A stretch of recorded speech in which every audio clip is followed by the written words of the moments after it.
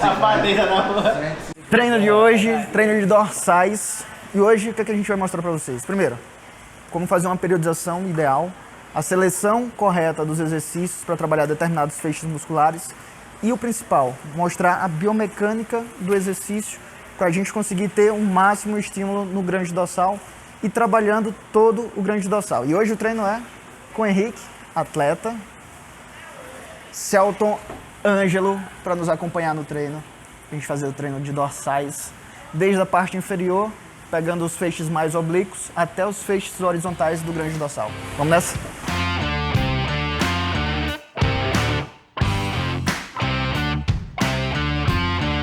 Vamos embora? Então, uma aula.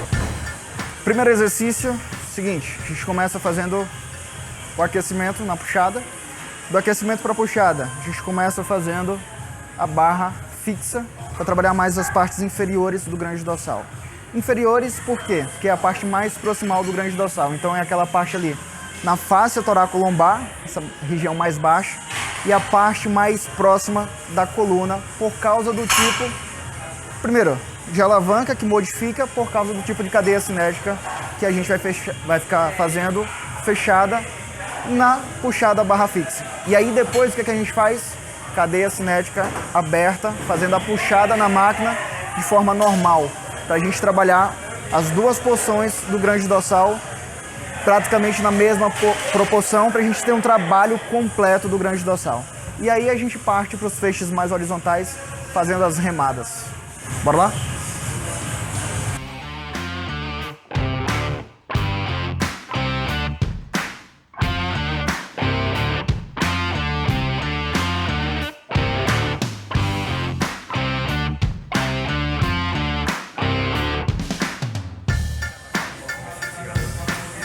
Qual que é a ideia na puxada? Fez a fase concêntrica, durante a fase excêntrica segurar o máximo da escápula fechada, ou seja, em uma rotação inferior, para durante a fase excêntrica ir alongando os músculos que ligam o húmero à escápula, principalmente o redondo maior, que é um dos músculos que tem uma tendência muito grande ao encurtamento. Então a gente faz o aquecimento do grande dorsal e ao mesmo tempo o alongamento dinâmico do redondo maior, que é um dos principais músculos que vai atrapalhar na puxada. Roda o cotovelo para frente, tá? Quanto mais fizer essa rotação externa do cotovelo durante a fase excêntrica, maior vai ser o alinhamento do ombro e maior vai ser o alongamento do redondo maior. Essa rotação para fora que acontece é justamente por causa da insuficiência do redondo maior de alongar. Então ele repuxa o ombro, fazendo a rotação interna, rodando o cotovelo para fora. Detalhe ao segurar a escápula durante a fase excêntrica, ao máximo a rotação inferior, é que os romboides e o trapézio inferior eles trabalham numa posição de estiramento, ou seja, um trabalho excêntrico dos romboides e do trapézio inferior. Se a gente pensar no ponto de vista de ganho de força, o trabalho excêntrico é muito mais vantajoso para o ganho de força. Se a gente pensar do ponto de vista da avaliação postural, o que é que acontece? Os romboides e o trapézio são dois músculos que tendem ao enfraquecimento. Então, se a gente treina ele de forma excêntrica, sem grandes amplitudes, a gente vai estar favorecendo para, primeiro, manter as escápulas em uma posição neutra, segundo, para evitar a hipercifose torácica por causa dessa força que a gente está ganhando nos romboides e no trapézio inferior.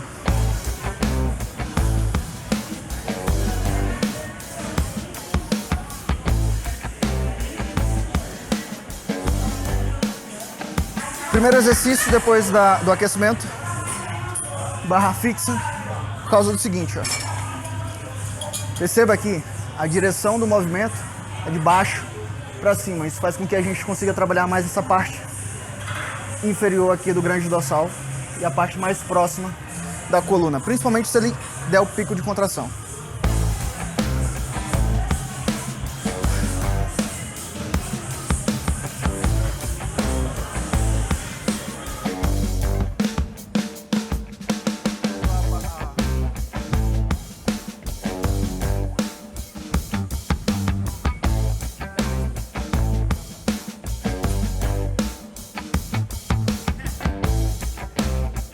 Um dos alongamentos para soltar o redondo maior é justamente esse que o Celton estava fazendo.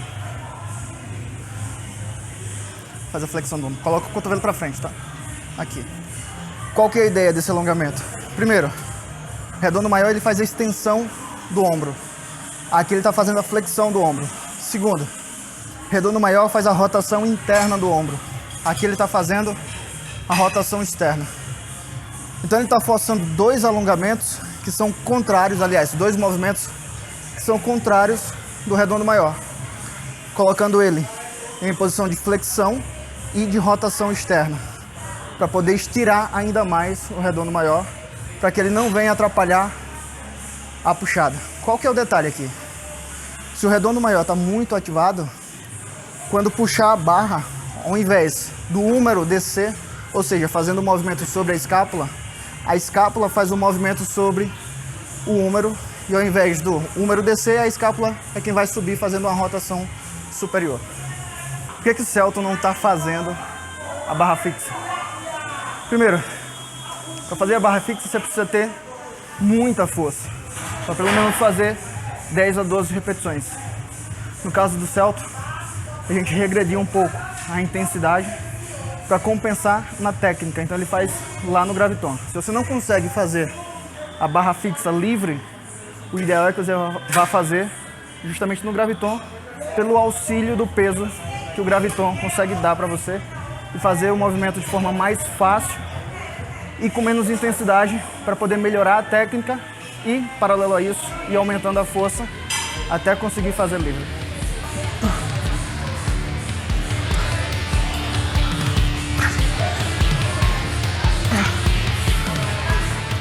Bora só.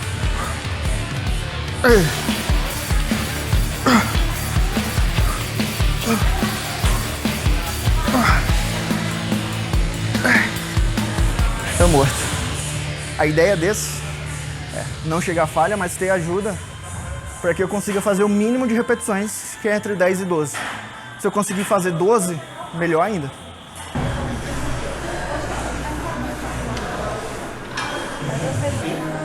Mas eu quero ver quando é que o Celton vai ficar com o braço assim.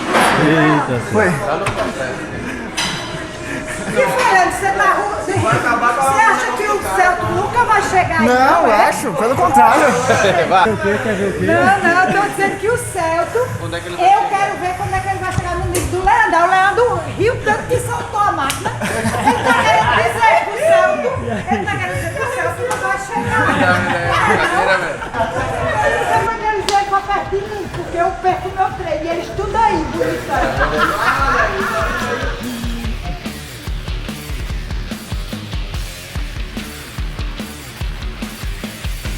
A ideia aqui, entre 12 e 15 repetições. Como a gente já está mais fadigado, a gente baixa mais a carga, compensa a redução da carga, ou seja, do peso, com o aumento das repetições. Qual que é a ideia? A ideia é que agora a gente vai sentir o músculo queimar um pouco mais, justamente por causa da hipóxia que a gente vai gerar na musculatura, que é um pouco maior em relação ao primeiro exercício, que era com relativamente menos repetições do que o segundo exercício.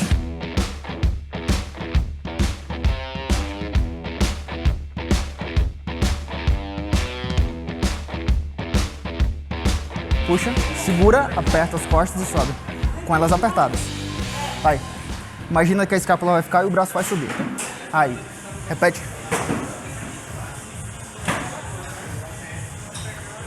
A ideia é que ele consiga puxar, afastar o ombro das orelhas e manter o ombro afastado das orelhas. Porque só preciso que a escápula faça uma rotação superior e uma rotação inferior. E não uma elevação e uma depressão.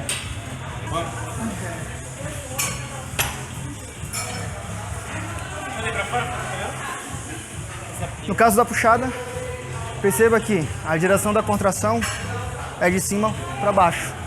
Exatamente o contrário da puxada na barra fixa. Então, os feixes que vão ser mais priorizados são os mais distais do dorsais.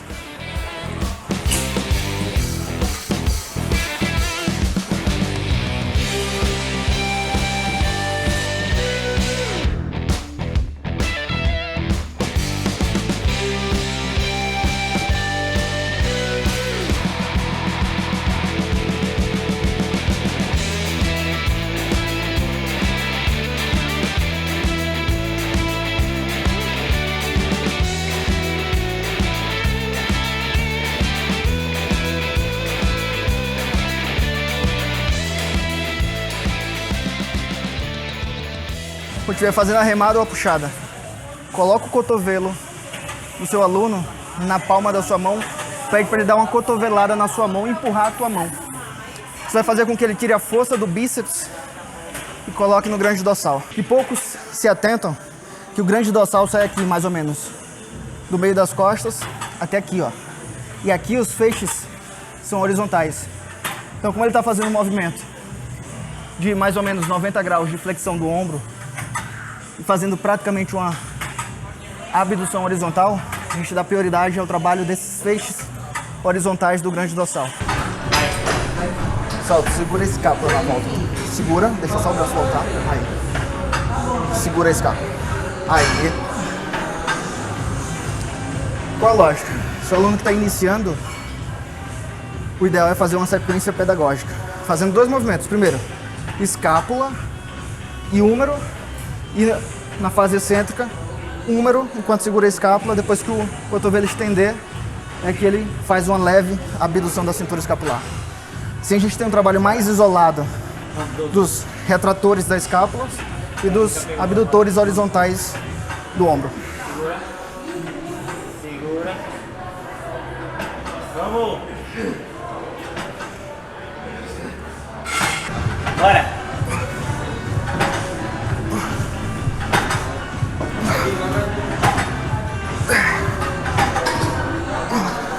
Não, empatamos, né? Não, ei! Ah, ele vai poder se empatar.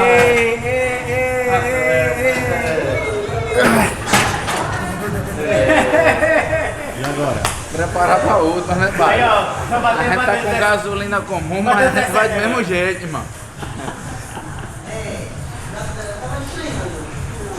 O treino tem que ser desafio, velho. Segura a escápula, Henriqueta, na volta. Pega a boia.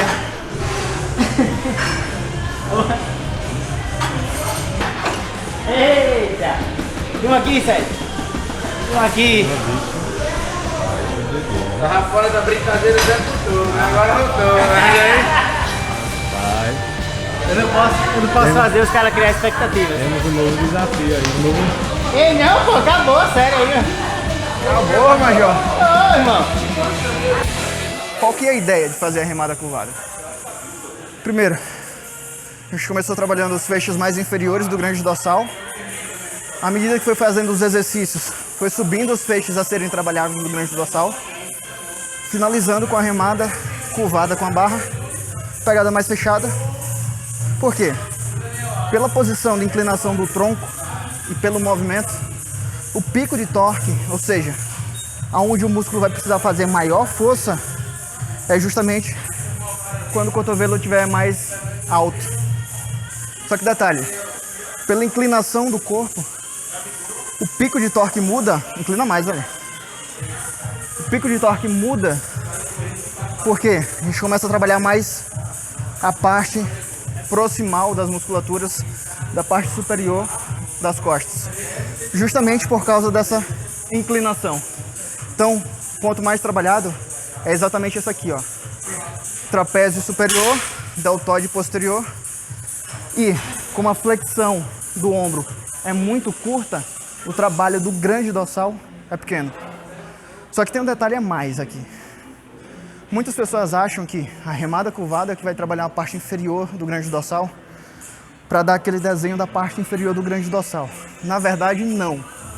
Não é o grande dorsal que vai ser mais solicitado aqui, não é isso que vai fazer o desenho do grande dorsal. Mas, pelo fato de estar com o tronco inclinado, é feita uma isometria muito grande nos paravertebrais, e essa isometria nos paravertebrais faz com que os paravertebrais, aquele músculo que sai ali, mais ou menos do glúteo até a parte superior das costas, vai precisar trabalhar mais.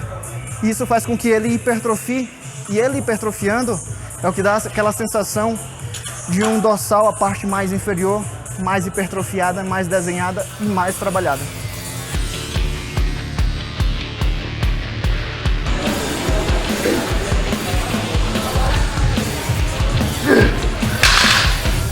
Era o meu limite. Conhecer seu limite é a melhor coisa, viu, irmão? Lembra? problema é achar que conhece o limite.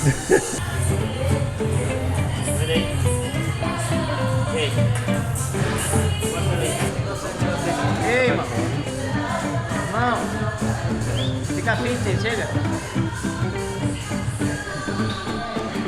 Remada curvada é um ótimo exercício não só para trabalhar os paravertebrais de forma isométrica, mas também para deixar o músculo mais arredondado, ou seja, trabalhando mais o ventre muscular dele, para dar uma sensação de ventre mais inchado e a parte proximal e a distal mais vazia, que dá uma sensação de músculo mais arredondado. Detalhe, nada no treino foi por acaso. A gente começou no exercício mais difícil, que é a barra fixa, passou para puxada, continuando a trabalhar os feixes diagonais do grande dorsal, foi para remada, pegada pronada, mais aberta, para trabalhar os feixes horizontais, e agora a gente está trabalhando a parte mais superior do grande dorsal de forma dinâmica e a parte inferior dos paravertebrais de forma isométrica. Só que detalhe, imagina o seguinte, se a gente deixasse a remada curvada para o primeiro exercício, o quão difícil seria fazer a remada curvada e o quão a gente ia sacrificar exatamente a execução do exercício para poder trabalhar de forma mais eficiente. Só que tem um detalhe. Primeiro, se a gente diminui a carga sendo o primeiro exercício, a gente não ia ter o estímulo adequado, porque como era o primeiro exercício, a gente está mais descansado, então precisamos usar mais carga. E, além disso, se a gente fosse reduzir a carga no primeiro exercício, fazendo a remada curvada, qual que era o detalhe que ia acontecer? A gente não ia conseguir estimular com tanta efetividade o grande dorsal. Então, como ele ficou por último, a gente exige menos dos paravertebrais, porque querendo ou não ele já está fadigado, e também mantém a intensidade ou a percepção de esforço do grande dorsal lá em cima, porque a gente já chega nesse exercício fadigado, e se ele já está fadigado, é como eu falei no início do vídeo, a gente não precisa de muita carga para continuar a fadigar. O fato do músculo já estar fadigado, a gente precisa reduzir a carga e aumentar o número de repetições. Isso aumenta a segurança e aumenta a eficiência do estímulo para o exercício. Sou eu? É. Tá empolgado. Bacana, hein? Esperando vocês ir fazerem.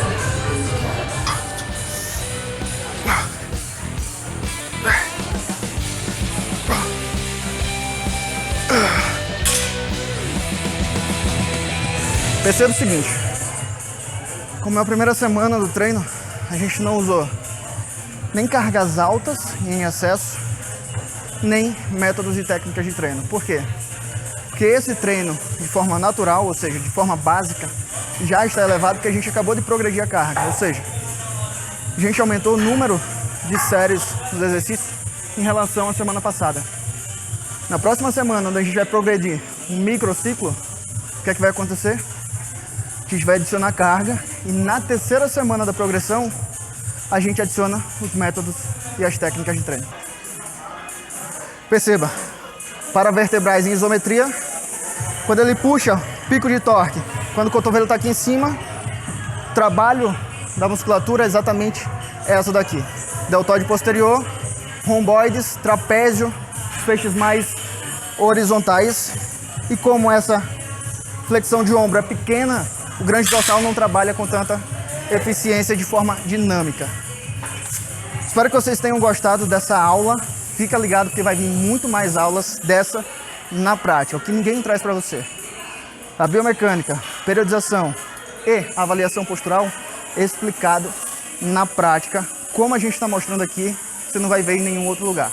Então não esquece de compartilhar, curtir, se inscrever no canal e comenta qual que é o treino que você quer ver aqui no canal, para a gente trazer esse treino para você em formato de aula, mas sem perder a essência da musculação. Fechado? Um abraço para vocês, até o próximo vídeo. Oi, Barão.